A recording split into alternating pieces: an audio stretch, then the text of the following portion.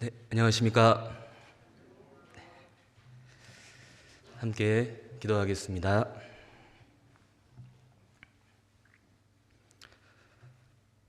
우리를 사랑하시는 살아계신 하나님 감사합니다. 죄악 가운데서 구원해 주시고 자녀 삼아 주시고 영원한 천국 소망을 허락해 주신 것 감사드립니다. 구원받은 이후에도 저희를 홀로 두지 아니하시고 주님의 몸된 교회 안에서 주님을 사랑하는 형제자매님들과 함께 주님을 섬기며 복음을 전할 수 있도록 기회를 주신 것 감사드립니다.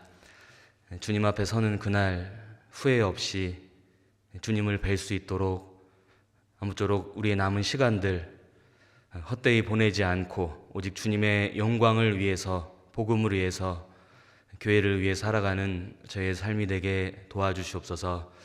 오늘은 마태복음을 함께 상고해 보고자 합니다. 바르게 분별하고 또 신앙생활에 필요한 교훈들을 마음에 새길 수 있도록 도와주시옵소서. 시종을 주님의 손길에만 의지합니다. 언제나 우리를 사랑하시는 예수님 이름으로 기도드렸습니다. 아멘. 네, 신약성경 마태복음 1장을 찾겠습니다.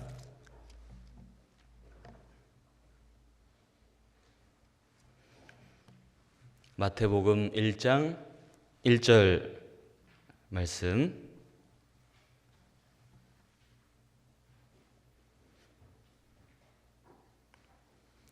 마태복음 1장 1절 찾으셨으면 1절 한 절만 같이 읽겠습니다. 아브라함과 다윗의 자손 예수 그리스도의 세계라. 네, 오늘 성경 공부는 마태복음입니다.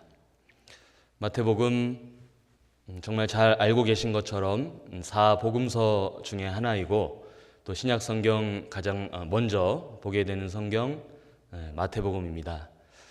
마태복음은 다른 성경보다 더 좀 익숙하고 또 친숙하게 다가올 거라 생각이 됩니다. 왜냐하면 한 해를 시작할 때 성경 읽기를 할 때 창세기와 더불어서 시작할 때 많이 읽게 되는 성경이기도 하고 또 우리 전도 집회 때도 마태복음에 있는 많은 말씀들이 인용이 되기도 하고 또 신앙생활에 필요한 또 설교 가운데에도 마태복음을 자주 찾게 되고 보게 되고 또 묵상하게 되기 때문에 마태복음은 우리에게 그만큼 좀 친숙한 익숙한 성경이라고 생각이 듭니다.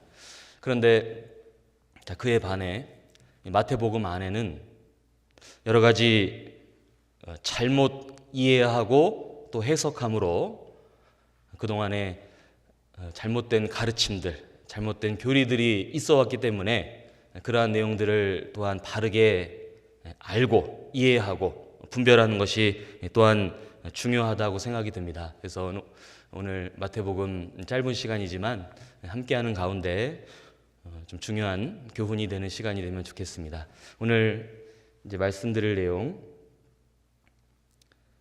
그 유인물은 다 받으셨죠? 유인물은 이제 한 장인데 앞뒤로 되어 있습니다. 제가 내용이 좀 많아서 이제 모아찍기를 했는데요.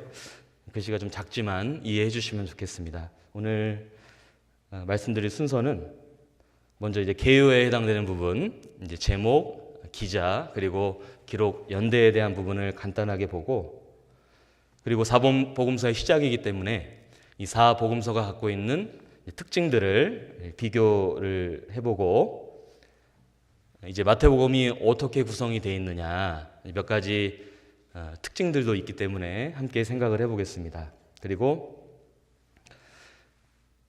이제 마태복음 28장까지 있지만 어차피 내용을 다 다루기는 어렵기 때문에 이제 좀 중점적으로 두 가지 측면에서 보려고 하는데요. 첫 번째는 마태복음에서 이제 옳게 바르게 분별해야 될 것들, 교리적인 측면이 되겠죠. 그래서 바르게 옳게 분별해야 될 것들을 몇 가지 좀 살펴보고, 그리고 또 마태복음에서 배울 수 있는 우리가 신앙생활하는 데 필요한 좀 실질적인 교훈들 중심으로 해가지고 이 내용들을 같이 상고해 보겠습니다. 자, 먼저 개요 중에 이제 제목, 마태복음 제목은 헬라어 성경 제목인 마태의한에서 이제 유래가 되었습니다. 그리고 사복음서 중에 하나이기 때문에 이제 마태복음 이렇게 붙였고, 영어 성경에도 The Gospel According to Matthew, 그래서 가스펠이 복음이죠. 마태복음. 그래서 우리 개역 성경에도 마태복음을 본서의 이제 제목으로 사용하고 있습니다. 자, 기자는 마태입니다. 물론 마태복음을 아무리 읽어봐도 내가 기자다라고 마태가 스스로 밝히는 부분은 없지만, 교회 역사 초기부터 이 세리 마태가 이 마태복음의 기자임이 이미 알려져 있었고, 또 초반에 그러한 사실은 인정이 되었고 지금도 동일합니다. 그런데 마태복음을 읽어보면 그 몇 가지 특징들이, 자, 마태가 직업이 뭐였죠? 마태가 전직 세리였죠. 그래서 마태복음을 읽어보면 몇 가지 특징이 세리라는 직업과 연결되어 있음을 또 볼 수 있습니다. 그래서 이제 뒤에도 말씀드릴 거지만 마태복음이 질서정연하게 배열이 되어 있습니다. 그래서 그냥 이렇게 무분별하게 기록된 게 아니고 그렇진 않겠지만, 이 세리라는 직업을 가졌던 마태의 특징을 보게 되고, 또 그의 일환으로 숫자에 대한 언급이 많이 나옵니다. 다양한 이제 숫자에 대한 언급도 많이 나오고, 또 화폐. 이 세리니까 돈을 많이 만졌잖아요. 그래서 화폐에 대한 언급도 자주 등장하고, 특별히 그 돈 중에도 아주 그 큰 액수들에 대한 언급은 마태복음에 나옵니다. 잘 아시는 것처럼 1만 달란트 탕감받은 사람 이야기 잘 알고 계시지 않습니까? 1만 달란트가 얼마냐? 우리 이제 막 그동안에 여러 번 이제 조사를 많이 했는데, 1달란트가 6,000데나리온이죠. 1달란트가 6,000데나리온. 근데 1데나리온은 잘 아시는 것처럼 일꾼이 하루 동안 일한 품삯이 1데나리온이죠. 그런데 1달란트가 6,000데나리온인 겁니다. 그럼 벌써부터 이제 억 단위로 갔어요. 거기에다가 1만 달란트면 이제 우리 돈으로 치면 조 단위로 넘어가잖아요. 그러니까 보통 사람들은 그런 액수의 돈을 이야기하지 않습니다. 그런 걸 보면 마태가 기자라는 그 특징들을 엿볼 수가 있습니다. 자, 그리고 기록 연대를 보면, 기록 연대는 AD 60년에서 70년 사이. 이 내용도 이제 교회 역사 초기에 마태복음의 말씀들이 자주 인용이 되어 왔고, 그리고 마태복음 24장은 장차 예루살렘이 멸망할 것을 예언적으로 말씀하셨죠. 근데 여러분, 예루살렘이 로마에 의해서 몇 년도에 망했습니까? 몇 년도에 망했죠? AD 70년. 그러니까 분명히 그 전에 기록이 된 거고, 그리고 사도들이 성경을 기록하기 시작한 시점부터 해가지고 살펴봤을 때, 이 마태복음은 AD 60년에서 70년 사이에 기록이 되었음을 우리가 알 수 있습니다. 그리고 두 번째로 사복음서의 그 특징을 좀 비교를 해보면 이런 질문을 하는 경우가 간혹 있습니다. 아니, 그 복음서를 읽다 보니까 예를 들면 마태복음에는 있는데 누가복음에는 없더라고요. 마가복음에는 그 내용이 있는데 요한복음에는 없는데 이거 이상한 거 아닙니까? 이거 잘못된 거 아닙니까? 이 성경이 좀 불완전한 거 아닙니까? 이런 질문을 하시는 분들이 있습니다. 그런데 이렇게 생각하면 좋을 것 같아요. 여기 뭐죠? 조각상. 여러분, 조각상을 우리가 본다고 한번 생각을 해보는 겁니다. 그러면 사람은 일단 한쪽 측면밖에 볼 수가 없죠. 정면이든 측면이든 이제 후면이든. 그러니까 한 번에 다 볼 수가 없는 겁니다. 사방을. 마치 그런 것처럼 예수님에 대해서 한 사람이 마치 사방에서 4명의 기자가 사방에서 예수님 한 분이 하신 일을 보고 기록한 것처럼 이 사복음서의 내용이 그러하다는 겁니다. 그러니까 어디에는 있고 어디에는 없으니까 뭔가 불완전하고 빠진 게 아니냐가 아니고 사방에서 하나를 정확히 보듯이 사복음서가 예수님에 대해서 분명히 증거하고 있는 겁니다. 물론 기자가 누구냐에 따라 또 수신자가 누구냐에 따라 그 내용의 차이는 특징들은 있지만 공통적으로는 예수님 한 분을 증거하고 있고 자세히 말하고 있죠. 그래서 그 특징들을 이렇게 좀 표로 비교를 해보면 거기 이제 유행물에도 있습니다. 일단 이제 마태복음은 예수님을 보는 시각이 왕으로 오신 예수님. 기억을 해놓으면 좋습니다. 왕으로 오신 예수님. 마가복음은 종으로 오신 예수님. 그리고 누가복음은 인자 대신 사람으로 오신 예수님. 그리고 요한복음은 하나님이신 예수님. 그러한 예수님에 대한 시각이 있고, 그래서 그것을 이미지화했을 때 마태복음은 사자, 동물의 왕 사자로 표현이 되고, 또 마가복음은 소죠. 소는 주인이 시키는 대로 묵묵히 일하지 않습니까? 그래서 소로 표현이 되고, 누가복음은 이제 사람, 그리고 요한복음은 독수리, 하늘을 나는 독수리로 표현이 됩니다. 그리고 그 수신 대상이 마태복음은 유대인이고 나머지는 이제 이방인들 이렇게 구분을 할 수 있고, 그리고 족보가, 여러분 복음서 중에 족보가 어디에 있습니까? 족보가 마태복음에 있고 누가복음에 있죠. 마가복음하고 요한복음에는 족보가 없습니다. 왜냐하면 마태복음은 왕이니까 왕의 신분을 입증하기 위해서 족보가 있고, 마가복음은 종이잖아요. 종이 족보가 필요가 없습니다. 그리고 누가복음은 사람이니까 족보가 있습니다. 그리고 요한복음은 하나님이시죠? 하나님 족보가 없죠. 그래서 그러한 것으로도 특징들이 나와 있습니다. 그리고 여기 공통 내용 비율 이렇게 돼 있는데, 여러분 공관복음, 그런 표현 들어보셨습니까? 공관복음. 뭐가 공관복음이죠? 성경을 좀 안다는 사람들이 공관복음이 어쩌고 이렇게 표현을 할 때가 있습니다. 근데 여기 보면 공통 내용 비율, 그러니까 각 복음서 사이에 같은 내용이 담겨 있는 비율을 말하는 건데, 마태복음은 58%, 마가복음은 93%, 누가복음은 41%, 요한복음은 8%. 요한복음은 상대적으로 공통 내용이 적죠. 그래서 마태, 마가, 누가복음을 일컬어서 공통된 내용이 많이 있으니까 공관복음이다. 같은 관점으로 보고 기록이 돼 있다. 이렇게 표현을 하는 겁니다. 그래서 그냥 그렇게 구분을 짓는 거니까 그냥 상식적으로만 알고 계시면 더 좋을 것 같습니다. 그리고 각 복음서는 예수님이 하신 일을 예수님 그 시각에 맞게 그러한 내용들을 이제 증거하고 있죠. 그래서 사복음서, 아마 이런 비교를 여러 번 들으셨을 겁니다. 물론 들을 때마다 또 잊혀지기도 하고, 하지만 또 시작하는 시점이니까 한번 구분을 해보고 상식적으로 또 알고 계시면 더욱 좋을 것 같습니다. 자, 세 번째로 마태복음의 구성. 먼저 내용을 보면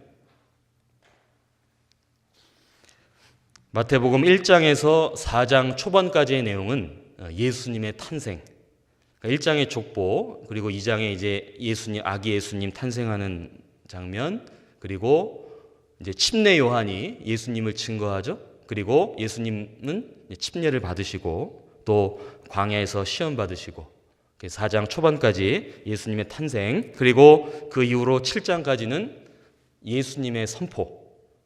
마태복음 4장 17절에 보면 이때부터 예수께서 비로소 전파하여 가라사대 회개하라, 천국이 가까웠느니라, 공생의 시작을 하시고 선포하는 장면. 그리고 마태복음 5장부터는 산상수훈이죠. 그런 내용들이 쭉 이어집니다. 그리고 8장에서 11장 1절까지는 예수님께서 행하신 권능, 예수님께서 많은 이적을 행하셨습니다. 각색 병자들을 고치셨고, 그리고 귀신 들린 사람도 고치셨고, 바람과 바다도 잔잔케 하시고, 또 12의 혈루증 앓았던 여인도 낫게 해주셨죠.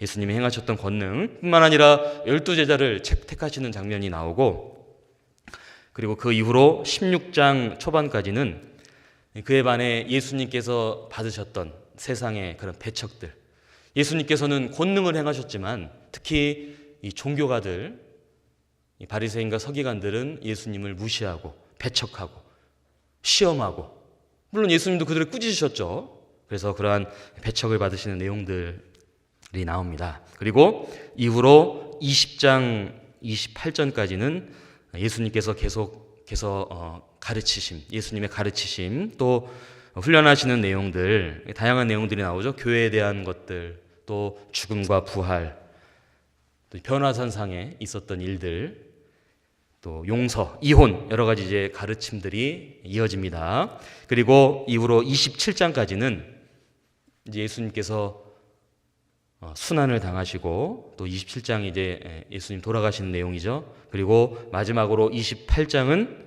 예수님께서 부활하시고 또 승천하시기 전에 제자들에게 명하시는 그런 장면으로 마태복음 28장까지 내용이 전개가 됩니다. 그런데 그 구성상에 이제 두 가지 특징이 있습니다. 자, 첫 번째 특징은 마태복음을 읽어보면 시간 순으로 기록된 게 아니고 주제별로 기록이 되어 있는 걸 볼 수 있습니다. 여러 가지 소주제별로 예수님에 대해서 말씀하셨음을 볼 수 있고, 그리고 또 특징 중에 하나가 오부 구성 이렇게 표현을 합니다. 무슨 얘기냐면 서론과 결론, 그러니까 서론은 예수님의 탄생에 해당되는 부분이고 결론은 예수님께서 십자가에 죽으시고 부활하시는 그 내용이 결론인데, 그 중간에가 오부로 구성이 되어 있는데, 그런데 그 오부가 각 부마다 예수님께서 행하신 그 기사, 사건에 대한 내용이 앞에 나오고 그 뒤에 교훈, 2부도 예수님께서 행하신 일, 그리고 교훈, 이렇게 오부가 중간에 구성이 되어 있다는 겁니다. 그래서 예를 들어서 그 1부를 보면 1부는 이제 큰 주제는 예수님 선포인데, 마태복음 3장과 4장은 그때 이제 있었던 일들, 침례 요한이 예수님을 증거하고 예수님 침례 받으셨고, 또 마태복음 4장에 예수님 마귀에게 시험 받으셨죠, 광야에서. 그리고 공생애가 시작되는, 근데 그때 있었던 일들입니다. 그런데 5장이 뭐였습니까? 5장부터 산상수훈이잖아요. 심령이 가난한 자는 복이 있나니.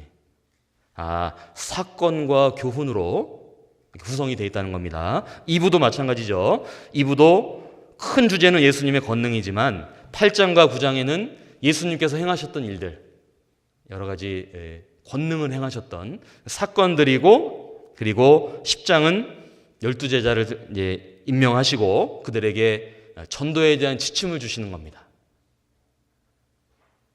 그래서 뱀같이 지혜롭고 비둘기같이 순결하라, 그런 내용들이 이제 뒤에 이어져 나오죠. 3부, 4부, 5부도 거기 이제 나온 내용들을 보시면 사건과 교훈, 이러한 순서대로 참 논리적으로 질서 정연하게 배열이 되어 있다는 것을 우리가 확인을 할 수 있습니다. 그래서 마태복음을 또 이렇게 읽고 앞으로도 계속 읽을 텐데, 전체적으로 이러한 구성적인 특징을 갖고 있구나 이해하고 보면 성경을 이해하는데 더욱 도움이 되실 거라 생각이 듭니다. 자, 이제 본격적으로 네 번째, 이 마태복음에서 우리가 바르게 알고 바르게 분별해야 될 그러한 내용들이 있습니다. 여러분, 젊은 목회자였던 디모데에게 사도 바울께서 권면에 아주 중요한 말씀을 해주셨죠. 그래서 디모데후서 2장 15절에 내가 진리의 말씀을 옳게 분별하며, 진리의 말씀을 옳게 바르게, 참 중요합니다. 그런데 목회자뿐만 아니라 모든 그리스도인들이 말씀을 바르게 알고 분별하는 것이 필요한데, 특히 마태복음의 여러 내용들은 그런 혼동을 할 수도 있기 때문에 우리가 바르게 아는 것이 좀 필요합니다. 그래서 몇 가지 생각을 해보면, 첫 번째로 의와 행함을 바르게 분별하는 것 참 중요합니다. 물론 우리가 전도 집회 때마다 그러한 내용들을 같이 나누지만 기본적으로 우리가 누군가를 또 전도할 때, 특히 교회 다니는 사람들, 교회를 열심히 다니는 사람들을 전도할 때 그러한 부분을 분명히 맞이할 수 있기 때문에 바르게 좀 구분을 하는 게 필요합니다. 여러분 여쭤볼게요. 구원받는 것은 믿음으로입니까? 행위로입니까? 아니면 믿음도 있어야 되고 행위도 있어야 됩니까?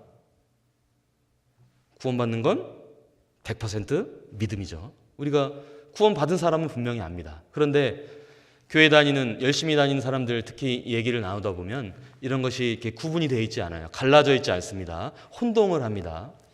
우리는 알죠. 구원은 100% 믿음으로 받는 것이고 그 이후의 행위는 내가 어떻게 사느냐에 따라서 하나님 앞에 상급으로 훗날 받을 것을 우리가 알고 있는데, 이 마태복음을 읽다 보면 그러한 부분을 얼핏 보면 좀 혼동할 수 있는 구절들이 있다는 겁니다. 자, 마태복음 5장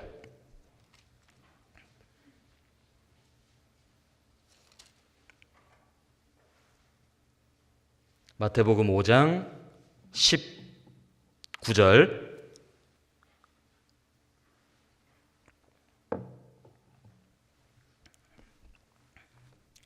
마태복음 5장 19절에 그러므로 누구든지 이 계명 중에 지극히 작은 것 하나라도 버리고 또 그같이 사람을 가르치는 자는 천국에서 지극히 작다 일컬음을 받을 것이요 누구든지 이를 행하며 가르치는 자는 천국에서 크다 일컬음을 받으리라.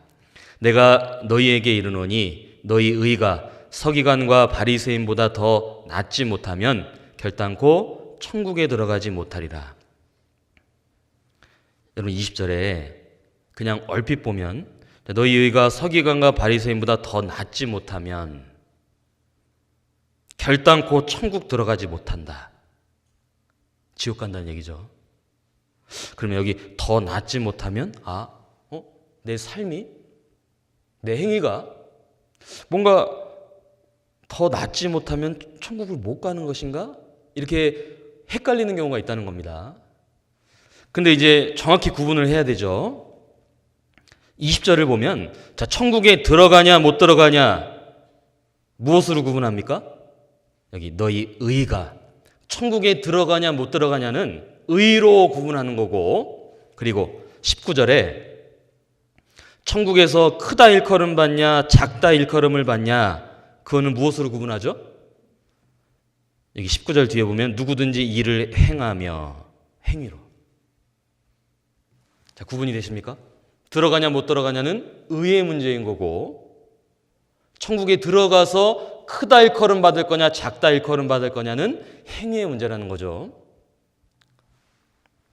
자, 그런데 여기 의 얘기했는데 자, 너희 의가 서기관과 바리새인보다 더 낫지 못하면, 여러분 서기관과 바리새인은 어떻게 살았습니까? 율법에 정통합니다. 말씀을 율법을 지키며 산 사람들인 거예요. 그런데 그들보다 더 낫다 그 말은 그들은 행위로 지켰지만 그들보다 더 나으려면 행위뿐만 아니라 속으로도 마음으로도 생각으로도 다 지켜야 된다 그 얘기 하시는 겁니다. 근데 그렇게 할 수 있습니까? 그렇게 할 수 있는 사람이 있습니까? 그렇게 할 수 있는 사람이 없죠. 그래서 누가 대신 그렇게 하셨죠? 예수님께서 대신 율법을 지키셨고 그리고 율법의 저주도 대신 당하셨고 우리는 단지 그 사실을 믿음으로 의롭다함을 얻게 됐다. 그래서 여기 너희 의가 천국에 들어가는 의는 믿음으로 말미암는 의다. 그것을 우리에게 가르쳐주고 계신 겁니다. 자, 빌립보서 3장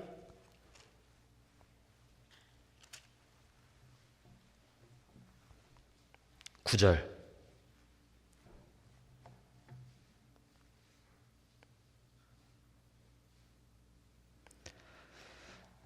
신약 성경 321쪽 빌립보서 3장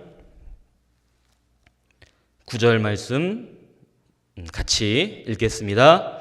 그 안에서 발견되려 함이니 내가 가진 의는 율법에서 난 것이 아니요 오직 그리스도를 믿음으로 말미암은 것이니 곧 믿음으로 하나님께로서 난 의라.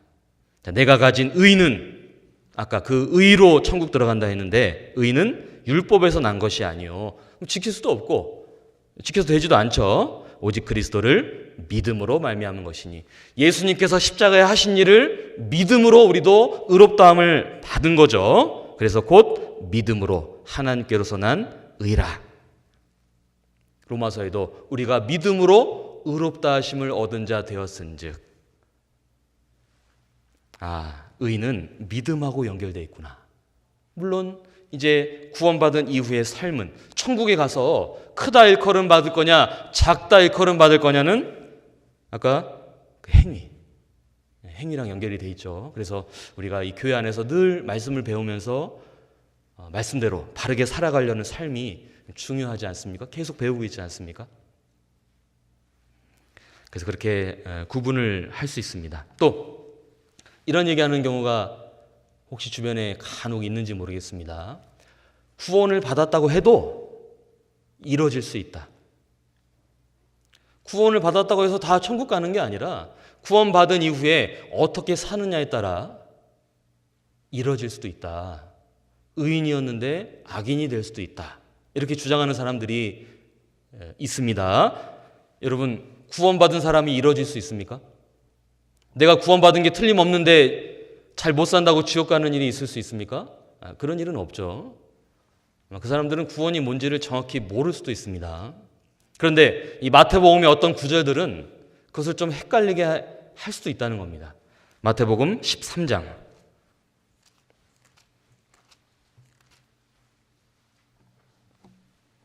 마태복음 13장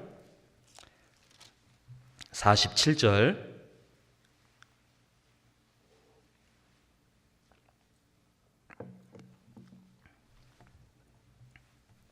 마태복음 13장 47절에 또 천국은 마치 바다에 치고 각종 물고기를 모는 그물과 같으니 그물에 가득함에 물가로 끌어내고 앉아서 좋은 것은 그릇에 담고 못된 것은 내어 버리느니라. 세상 끝에도 이러하리라. 천사들이 와서 의인 중에서 악인을 갈라내어 풀무불에 던져 넣으리니 거기서 울며 이를 갈미 있으리라.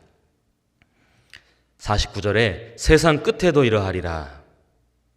천사들이 와서 의인 중에서 악인을 갈라내어. 여러분, 이 구절이 어떻게 보입니까? 의인 중에서 악인을 갈라내어. 정상적으로는 이 구절을 봤을 때 예를 들면 우리 교회도 주일에 이렇게 같이 모이지만 물론 100% 우리 교회 참석하신 분들이 100% 다 구원받았으면 좋겠지만 구원받은 의인 중에 혹 구원은 받지 못했지만 교회 출석하는 경우도 있죠. 의인 중에 악인을 갈라내어. 구원을 받지 못했기 때문에 주님 앞에 가면 지옥 가는 거잖아요.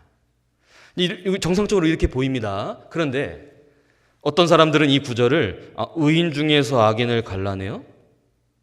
의인이었는데 구원받았다고 했는데 알고 봤더니 이게 이제 악인이 된 거죠. 그러니까 생활 여러 가지 이제 바르게 살지 못하고 깨어 있지 못하고 이제 그렇게 주장하는 사람들이 있다는 겁니다. 우리 중에는 안 계시겠죠.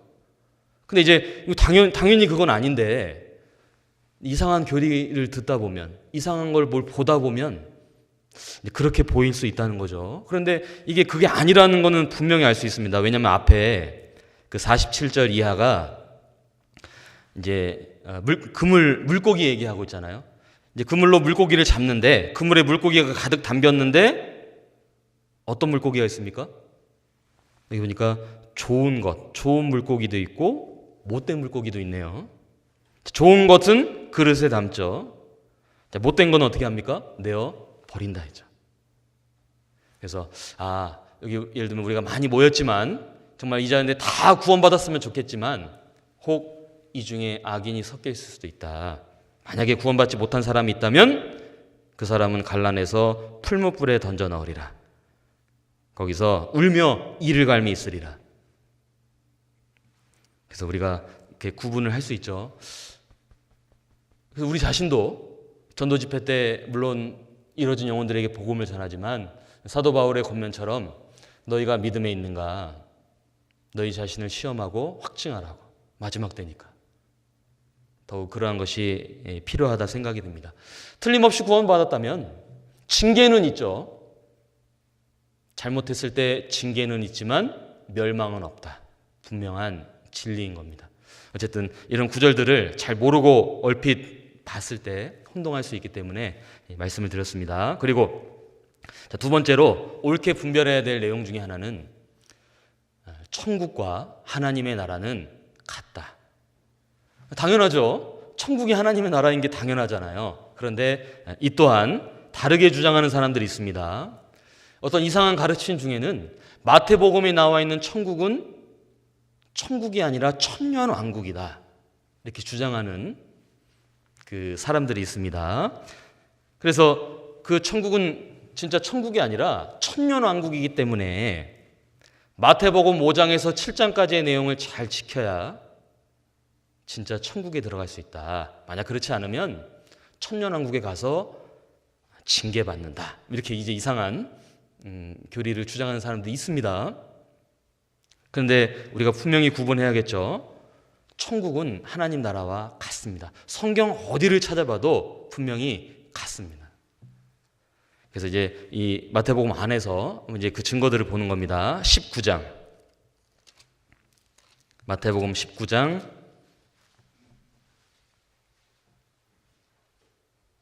23절.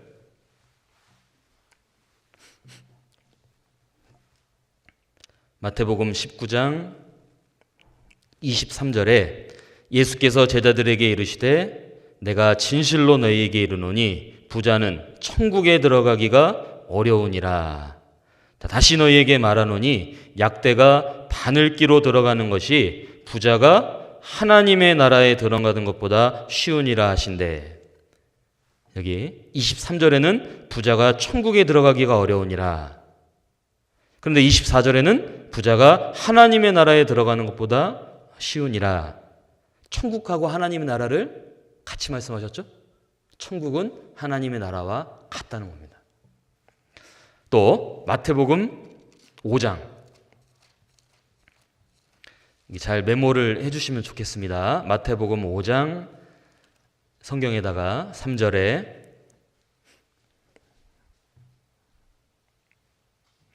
마태복음 5장 3절에 심령이 가난한 자는 복이 있나니 천국이 저희 것이며. 여기 천국이죠. 자, 여기를 손으로 이렇게 잡고 6장 20절. 누가복음 6장 20절. 누가복음 6장 20절.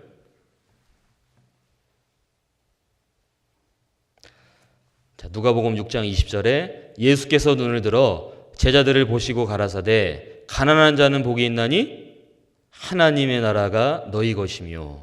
자, 마태복음에서는 천국이라고 했는데 누가복음에서는 하나님의 나라라고 말씀하셨죠? 같다는 겁니다. 그래서 거기 마태복음 11장, 누가복음 7장도 비교해 보면 천국을 똑같이 하나님의 나라라고 말씀을 하셨습니다. 자, 당연한 건데 그게 아니다라고 주장하는 사람들이 있기 때문에 우리가 미리 이제 대비를 하고 있으면 좋겠죠. 그래서 그런 좀 비슷해 보이지만 완전 다른 그런 교리들에게 우리가 속으면 이제 안 될 거라 생각이 듭니다. 그리고 또 하나는 이제 마태복음을 읽어보면 비유에 대한 말씀들이 많이 나옵니다. 여러 가지 이제 비유들이 나오는데 그 비유 중에 하나가 달란트 비유입니다. 달란트. 자, 달란트에 대한 얘기를 종종 합니다.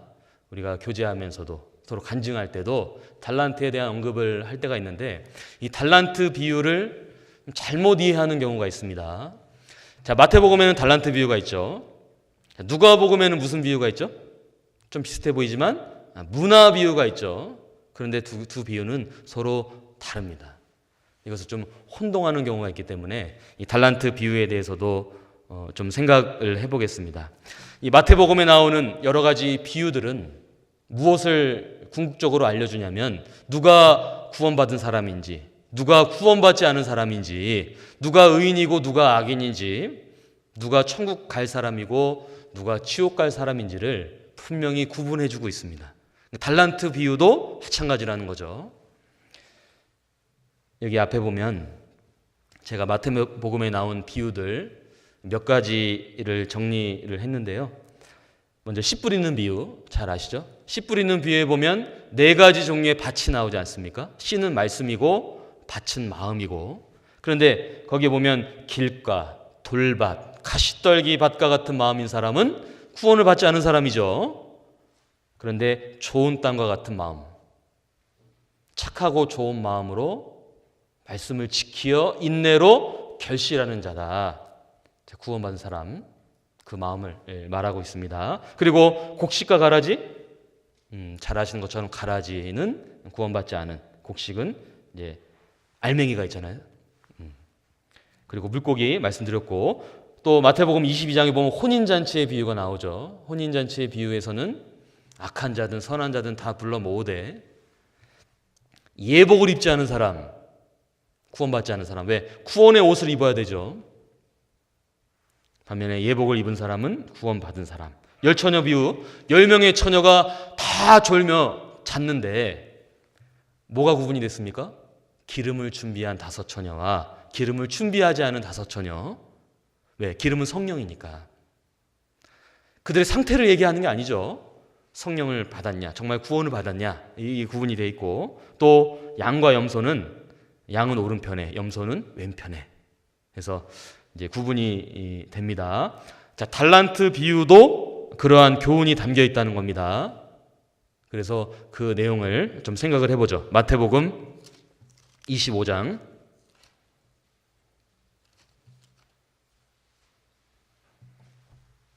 마태복음 25장 14절.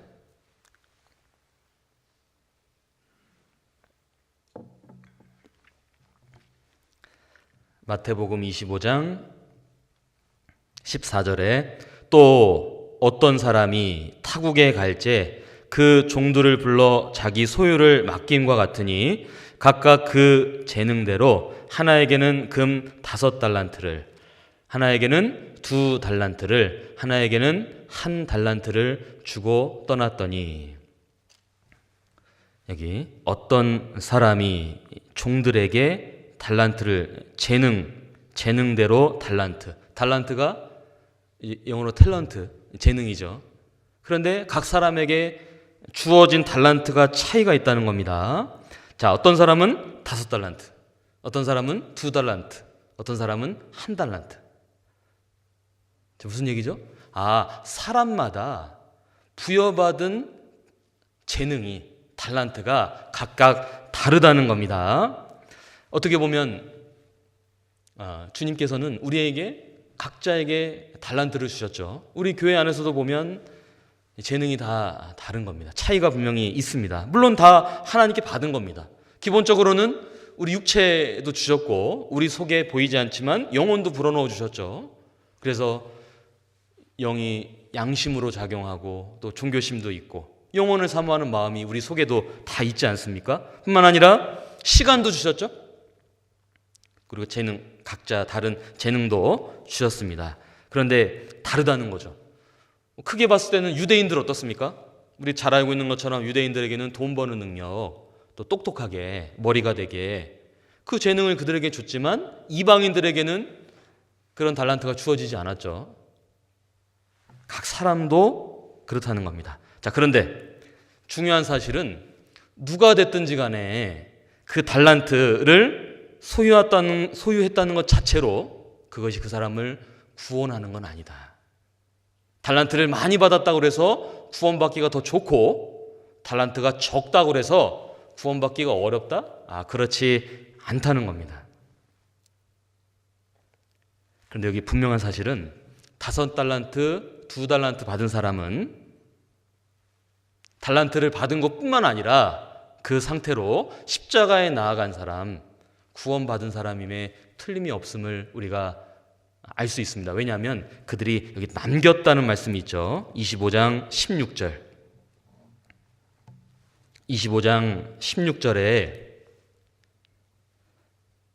5달란트 받은 자는 바로 가서 그곳으로 장사하여 또 5달란트를 남기고 2달란트 받은 자도 그같이 하여 또 2달란트를 남겼으되. 그들이 뭐 했습니까? 장사해서 남겼죠. 남겼다는 얘기는 여러분 세상에서 우리 잘 알고 있는 것처럼 아무리 뭐 돈을 잘 벌고 어쩌고 해도 죽음 건너가면 어떻게 됩니까? 다 두고 가는 겁니다. 남는 건 없는 겁니다. 다 썩어 없어질 거니까. 그런데 여기 이 사람들이 남겼다 그 말은 그들은 이 달란트를 받은 것뿐만 아니라 십자가에 나아가서 믿음으로 화합한, 구원받은 믿음으로 연결됐다는 거죠. 왜? 그러니까 하나님 앞에 남는 게 있는 겁니다. 구원받지 않은 사람은 남는 게 없습니다. 그러니까 달란트가 몇 개냐 상관없이 모든 사람에게 다 구원받을 수 있는 달란트를 주셨는데 관건은 남겼냐, 믿음으로 화합을 했느냐 아니냐, 그 차이가 있는 거죠. 그러니까 어때요? 나는 뭐 누구는 누구보다 달란트가 적으니까 저 사람은 구원받기가 어렵겠다.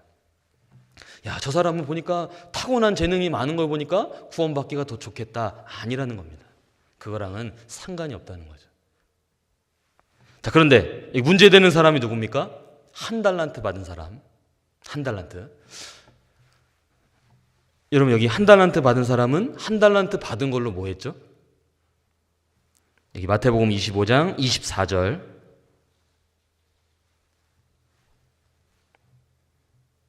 24절에 1달란트 받았던 자도 와서 가로되 주여 당신은 굳은 사람이라 심지 않은 데서 거두고 해치지 않은 데서 모으는 줄을 내가 알았으므로 두려워하여 나가서 당신의 달란트를 땅에 감추어 두었었나이다. 보소서 당신의 것을 받으셨나이다.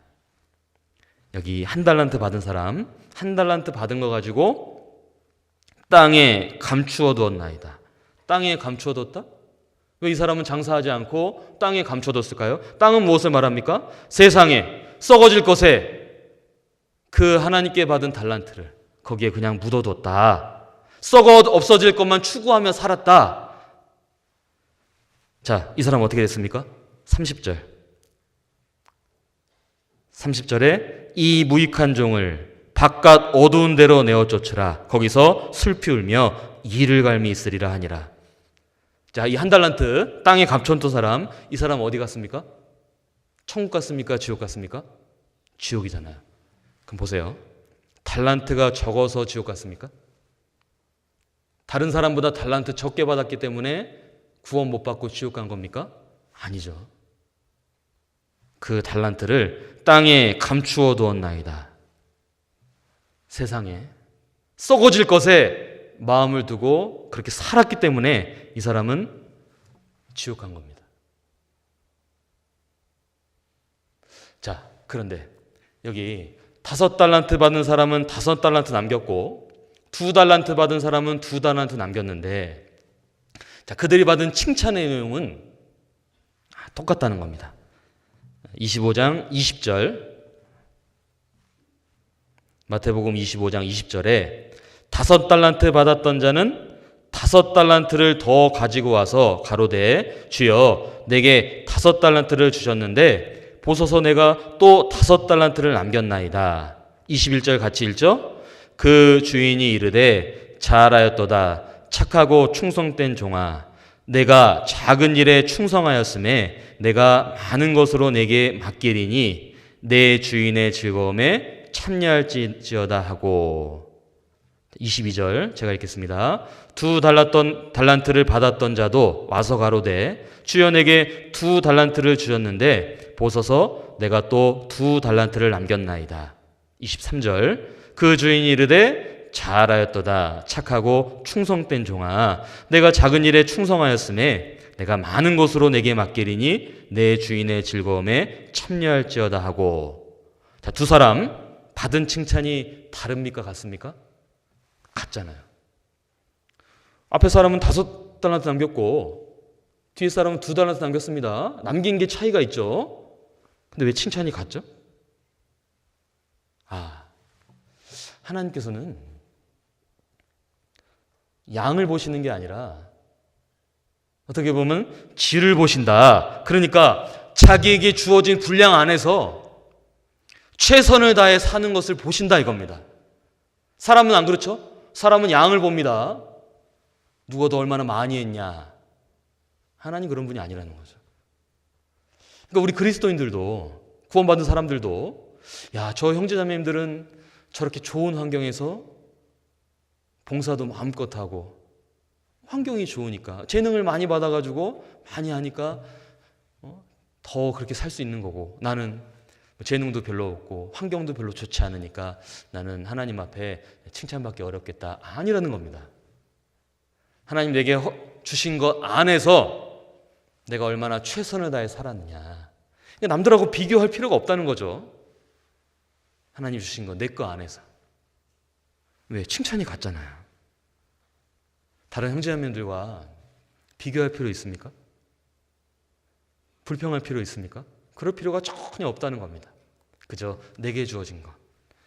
그리고 여기 똑같이 말씀하시길 내가 큰 일에 충성하였음에 안 그러셨죠? 내가 작은 일에 충성하였음에.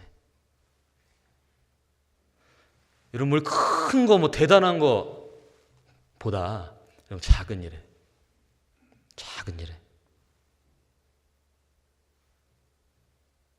진짜 교회당 복도 지나가다가 쓰레기 하나 떨어져 있으면 죽는 겁니다.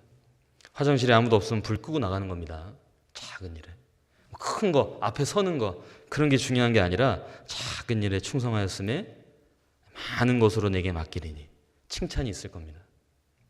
그래서 이 달란트 비유를 보면서 교훈을 받는데, 사람마다 다 재능이 다르잖아요. 우리 형제자매님들도 누구는 뭐 이걸 잘하고 누구는 저걸 잘하고 분야가 좀 차이가 있을 수 있겠죠? 주신 거대로 복음을 위해서, 교회를 위해서 최선을 다해 살면 그걸로 하나님 앞에 족한 겁니다.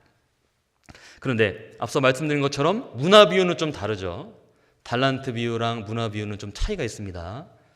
제가 앞에 이제 표로 좀 구분을 해봤는데요. 글씨가 좀 작지만, 달란트 비유, 어떤 사람이 종들에게 달란트를 주지 않았습니까? 근데 문화 비유를 보면 어떤 귀인이 여기도 이제 10명의 종들에게 문화를 주는데, 달란트 비유에서는 사람마다 받은 달란트가 달랐죠. 차이가 있었죠. 재능이 다르다는 겁니다. 그런데 문화 비유에서는 10명의 사람에게 각 사람에게 한 문화씩 주어졌습니다. 왜? 구원은 똑같거든요. 구원받은 건 다 동일한 겁니다. 물론 그거 가지고 이제 장사하라 명령을 하신 거죠. 그리고 아까 한 달란트 땅에 감추어둔 사람, 달란트 한 달란트, 이 사람 어떻게 됐습니까? 슬피 울며 이를 감히 있으니라. 지옥 갔죠? 그런데 문화 비유에 보면 한 문화를 수건에 싸둔 사람이 나옵니다. 은행에 맡겼으면 별일이라도 찾지 않겠느냐 하시긴 했지만, 그리고 그 문화를 10문화 남긴 사람에게 주라고 하긴 하셨지만 그 사람이 슬피 울며 이를 감히 있으냐, 그런 구절이 없죠. 왜? 구원받은 사람은 지옥 갈 일이 없는 겁니다. 그리고 달란트는 그 칭찬이 동일했잖아요. 말씀드린 것처럼. 근데 문화는 어떻습니까? 문화 위에서는 얼마나 남겼냐에 따라 칭찬이 달라져요. 거기 보면 한 문화로 10문화 남긴 사람, 요거 이제 찾아보죠. 누가복음. 작으니까 누가복음 19장 17절.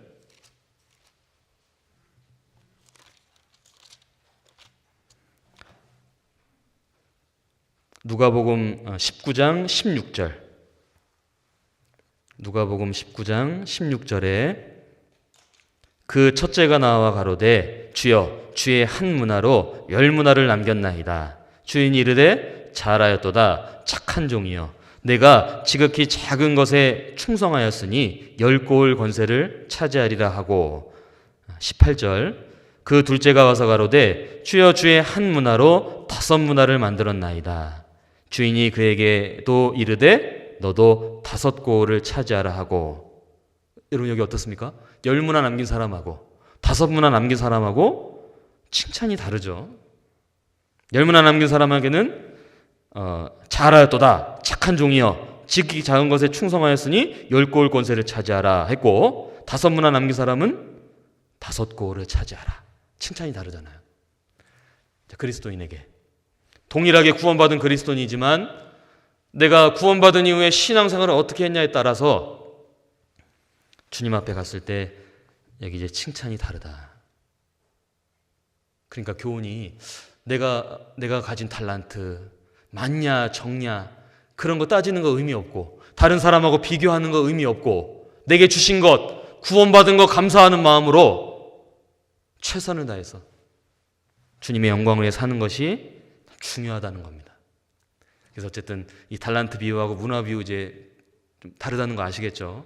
구분을 잘 하실 수 있으면 좋겠습니다. 자, 그리고 이제 5번째로 크게 이 마태복음을 묵상하는 가운데 우리가 신앙생활의 교훈들을 많이 얻을 수 있습니다. 물론 이제 다 볼 수 없기 때문에 이제 시간 안에서 몇 가지만 좀 생각을 해보죠.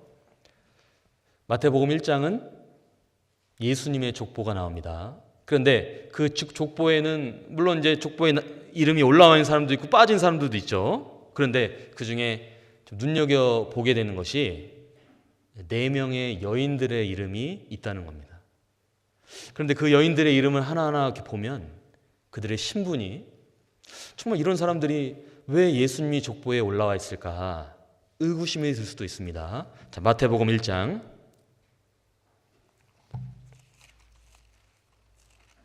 마태복음 1장 3절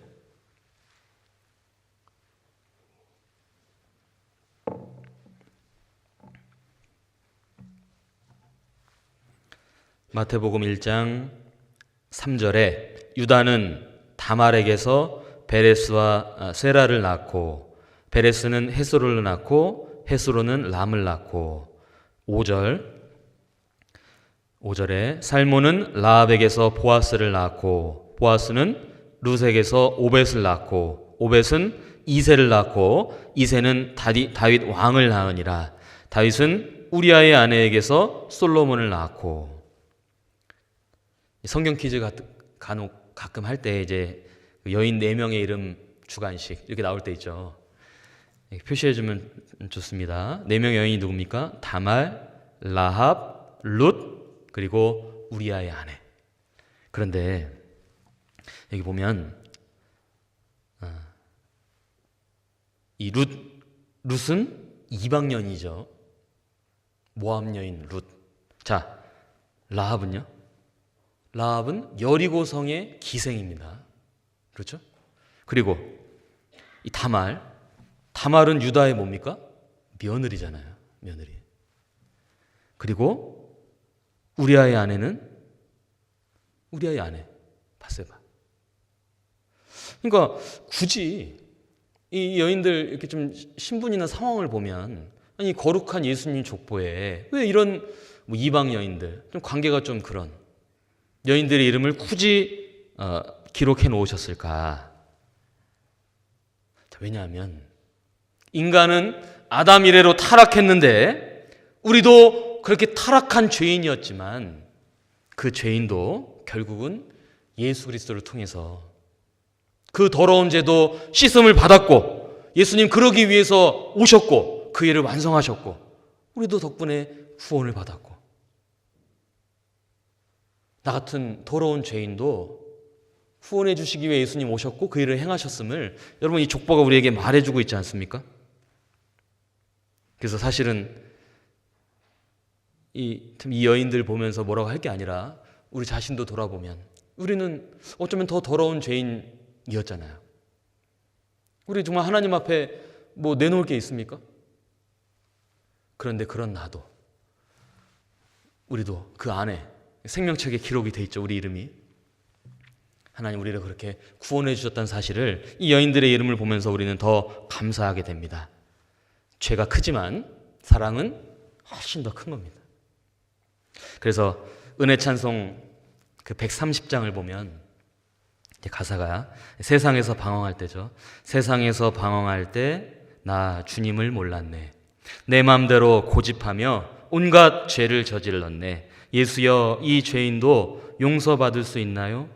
벌레만도 못한 내가 용서받을 수 있나요? 용서받을 수 있죠. 주님의 큰 사랑이 우리를 용서해 주셨고 받아주셨죠. 그리고 우리는 감사할 수 있지 않습니까? 그래서 여인들 보면 야, 한마디로 은혜다. 은혜. 거저받았다. 거저받은 그 무한한 은혜를 더욱 우리 마음에 일깨워주는 겁니다. 그래서 이제 연말 올해 한 달 정도 남았는데 한 해를 돌아보면서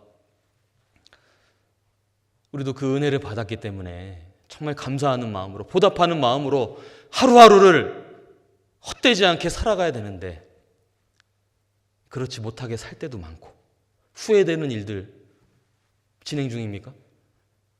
여러분 보면서 이럴 때가 아니지. 하나님 나 같은 더러운 죄인도 구원해 주셨는데 나도 그 사랑을 은혜를 받았는데 보답하는 마음으로 감사하며 살아야지 우리 마음에 일깨워 주시는 겁니다. 혹 여전히 부족하고 못나고 잘 못하고 연약한 우리 자신이 참 자책이 될 때도 있고 실망될 때도 있지만 그럼에도 불구하고 나를 구원해 주시고 사랑해 주신 거 생각하면 다시 용기를 낼 수 있고 힘을 낼 수 있지 않습니까?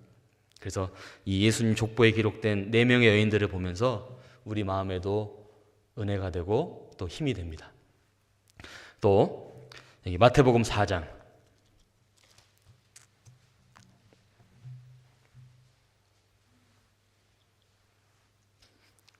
마태복음 4장 1절 그때 예수께서 성령에게 이끌려 마귀에게 시험을 받으러 광야로 가사 40일을 밤낮으로 금식하신 후에 줄이신지라. 시험하는 자가 예수께 나와서 가로되 내가 만일 하나님의 아들이거든 명하여 이 돌들이 떡덩이가 되게 하라. 자, 예수님께서 마귀에게 시험 받으시는 장면이죠. 그런데 이 말씀을 보면서 어떤 사람들은 이제 의문을 갖습니다. 아니, 예수님 하나님이시라면서요. 아니, 그런 분이 왜 마귀한테 시험을 당합니까? 아니, 뭐 잘못된 거 아닙니까? 여러분, 왜 이 마태복음 4장에 예수님은 하나님이신데 마귀에게 시험 받는 내용을 왜 말씀해 주셨을까요? 그 이유는 우리 그리스도인도 하나님의 자녀된 우리도 마귀에게 시험 받을 것을 미리 보여주시는 겁니다. 구원받은 이후에도 마귀가 우리를 보고 있죠. 물론 우리 구원은 못 뺏어가지만 우리를 계속 시험하는 것이 틀림없이 있습니다. 그래서 그럴 일이 있을 것을 미리 보여주신 거고 또 그렇게 시험을 받을 때 어떻게 이겨낼 수 있는가, 어떻게 승리할 수 있는가를 예수님께서 친히 몸소 보여주신 겁니다. 그래서 이 마태복음 4장을 잘 보면 어쩌면 지금 이 순간에도 마귀의 시험을 받고 계신 분이 있을 텐데 어떻게 극복할 것인지를 우리가 중요한 교훈을 받을 수 있습니다. 성경에 보면 시험이라는 동일한 단어지만 의미가 이제 3가지로 나오죠. 첫 번째는 테스트, 그야말로 시험이라는, 너희가 믿음에 있는가 너희 자신을 시험하고 확증하라, 확인해보라, 테스트라는 의미가 있고 또 트라이얼, 트레이닝, 훈련이라는 의미도 있죠. 그래서 야고보서 1장에 보면 너희가 여러 가지 시험을 만나거든 온전히 기쁘게 여기라. 거기서 말하는 시험은 우리가 훈련받는 것, 연단받는 것 말하는 거고, 그리고 3번째가 이제 템테이션, 유혹이죠. 여기 예수님께서 받은 시험, 그 유혹의 의미로 여기 말씀을 하신 겁니다. 이 사단의 유혹, 에덴 동산에서 시작됐죠. 그리고 예수님도 유혹했죠. 그 마귀가 이제 누구를 유혹하고 있습니까? 우리 그리스도인들을 유혹하고 있는 겁니다. 그래서 마귀는 시간과 장소를 가리지 않고 끊임없이 우리를 넘어뜨리려고 공격이 있습니다. 절대 속아서 넘어가서 허송세월하면 안 되는데 예수님 보고 배워야겠죠. 자, 몇 가지 생각을 해보겠습니다. 먼저 마귀는 언제 우리를 시험할까요? 시험이 언제 찾아오냐? 4장 2절 4장 2절에 40일을 밤낮으로 금식하신 후에 줄이신지라. 시험이 언제 찾아옵니까? 금식하여 줄였을 때. 시험은 내가 금식하여 줄였을 때 예수님 시험 당하신 것처럼 나도 똑같이 그때 시험이 찾아온다는 겁니다. 우리는 언제 금식하죠? 잘 먹고 잘 살고 있는데요. 말씀에 금식하여 줄였을 때. 풍요 속의 빈곤이라고 그러죠. 설교를 많이 듣습니다. 유튜브로 맨날 듣습니다. 그런데 정작 내 속은 여기 텅텅 비는 경우가 있죠. 귀는 즐거운데 여기 속이 텅텅 비어 있어요. 어떻게 할 수 있습니까? 어떤 시험이 찾아왔을 때 말씀이 올라오지 않아요. 육신적으로 그냥 행동해 버립니다. 왜? 말씀이 없거든요. 말씀이 있으면 시험이 찾아와도 말씀으로 이겨내죠. 싸웁니다. 그게 없기 때문에 그야말로 말씀에 금식하여 줄일 때 마귀는 우리를 시험한다는 걸 기억해야 됩니다. 또 기도에 금식하여 줄였을 때 주님과 교제하는 시간 여러분 보면요 바빠요. 정말 바쁩니다. 아마 여러분 이번 한 주간도 바쁘게 살아갈 겁니다. 그러다 보니까 정작 주님과 교제할 시간이 없어요. 기도 시간이 없는 겁니다. 형제자매님들하고는 교제를 많이 해요. 대화를 많이 나눕니다. 몇 시간씩 얘기 나눕니다. 그런데 주님과 교제하는 시간이 없어요. 금식하여 줄였을 때. 혹 어떤 분들은 코로나 기간에 교제 생활에 금식하여 줄였을 때. 코로나 끝나면 가겠다고 금식하여 줄였을 때 마귀 시험합니다. 봉사에 금식하여 줄였을 때. 여러 가지 이제 이유는 있죠. 하지만 그 기회를 내가 저버렸을 때 그때 사단은 우리를 시험합니다. 또 언제 마귀가 우리를 시험하냐? 인생에 어려움이 있는데 이게 이렇게 길어질 때요. 어려움은 다 있습니다. 그런데 이게 금방 해결되지 않고 시간이 이렇게 길어질 때 처음에는 믿음으로 견디다가 길어지면 어떻게 됩니까? 이게 흔들리거든요. 그때 마귀가 우리를 시험합니다. 왜냐하면 우리는 나름대로 시간을 계산하고 있는 겁니다. 이쯤 되면 한 해가 넘어가면 요 상황이 이렇게 정리가 되면 근데 지나갔는데 안 되거든요. 그때 흔들릴 때 마귀는 우리를 시험한다는 걸 기억해야겠죠. 또 내게 주어진 일이 내 능력 밖이라고 여겨질 때 어떤 일을 감당을 못하겠다는 마음이 드는 겁니다. 그때 어떤 시험이 드냐면 다 내려놓고 싶은 그냥 다 떠나버리고 싶은 그런 마음이 드는데 모세도 광야에서 그런 일이 있었죠. 여기 이제 잡고 민수기 11장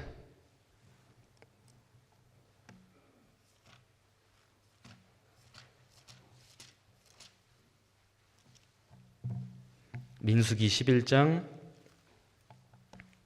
13절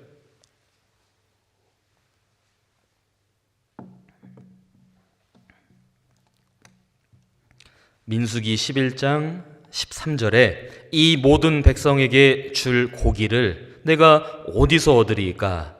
그들이 나를 향하여 울며 가로되 우리에게 고기를 주어 먹게 하라 하온즉 책임이 심히 중하여 나 혼자는 이 모든 백성을 질 수 없나이다. 주께서 내게 이같이 행하실진대 구하옵나니 내게 은혜를 베푸사 즉시 나를 죽여 나로 나의 곤고함을 보지 않게 하옵소서. 광야에서 이스라엘 백성들이 맨날 만나만 먹으니까 지겨웠죠. 그래서 고기가 먹고 싶은 겁니다. 고기 먹게 해달라고. 그런데 모세가 이 황량한 광야에서 어디서 고기를 구합니까? 그러다 보니까 여기 14절 말씀처럼 책임이 심히 중하여, 지도자니까. 근데 이제 능력이 없죠. 그러다 보니까 15절 끝에 그냥 나를 죽여. 하나님 저를 그냥 데려가 주셔요. 우리 형제자매님들 그럴 때 있습니까? 아, 주님이 오늘 오셨으면 좋겠다.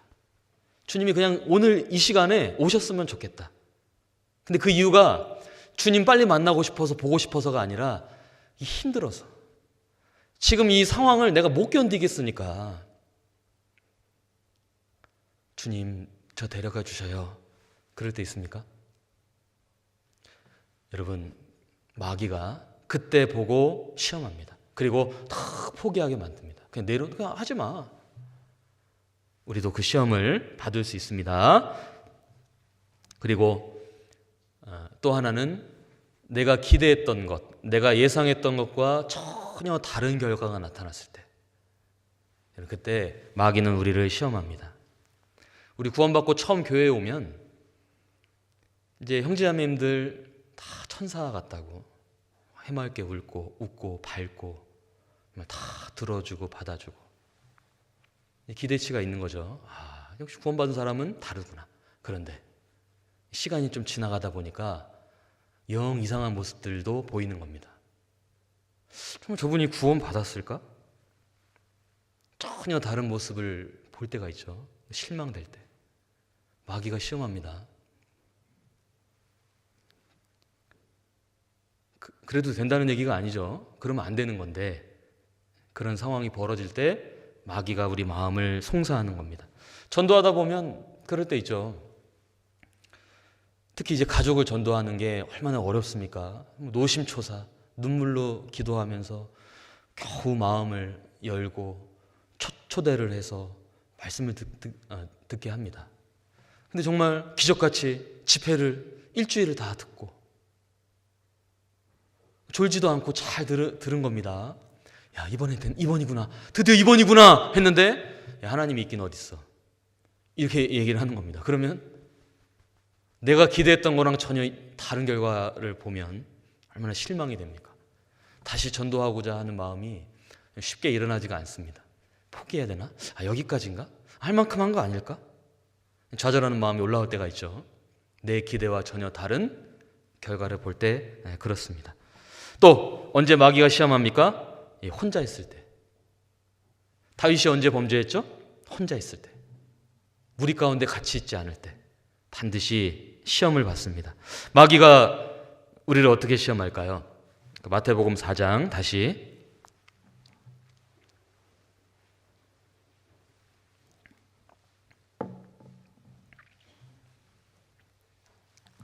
마태복음 4장 3절 시험하는 자가 예수께 나와서 가로되 내가 만일 하나님의 아들이거든. 여기 내가 만일 하나님의 아들이거든. 예수님은 하나님의 아들이 맞는데 여기 왜 만일 하나님의 아들이거든. 아, 마귀는 의심을 끊임없이 불어넣어 줍니다.